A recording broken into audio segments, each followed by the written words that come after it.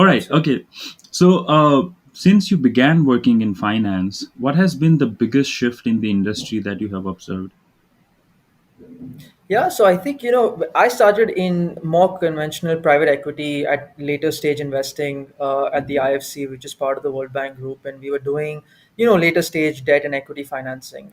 And my experience has just been over the last 7 8 years, just the sheer tectonic shift towards technology. I mean, I certainly did not predict that tech investing would become so hot, right? And today, and that's the reason I moved into venture, right? I mean, I was doing later stage investing, but I just saw so much movement. I mean, almost like a force of gravity moving towards technology, and I knew I had to be part of that journey. So the answer to that question is simply over the last 8 to 9 years, the biggest shift that I've seen is the move to technology. If you're not a tech company today using tech in some way, you will just be outcompeted from the market, right? So just the sure, and obviously COVID has accelerated this tremendously as well. So it's just the sheer movement towards technology and the adoption of technology by all sectors is something that I've personally been quite astounded by.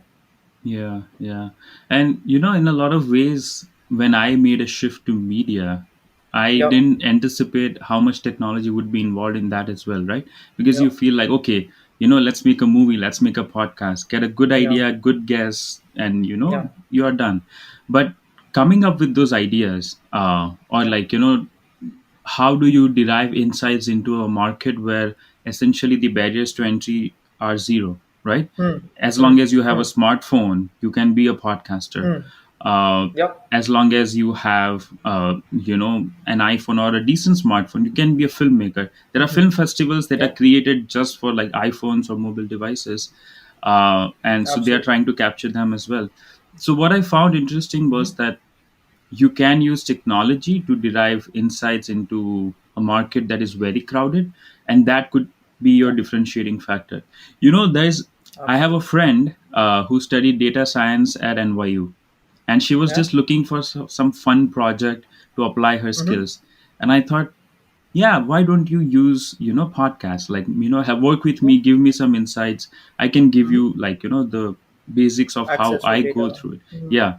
And so what she did was she created this AI engine, like sort of a small scale engine that like crawls Mm-hmm. through the data, like the platforms, Mm-hmm. and Mm-hmm. essentially identifies the gap in each category. So like, okay, business podcast, this is missing. Very cool. Relationship Yep. podcast, this is missing.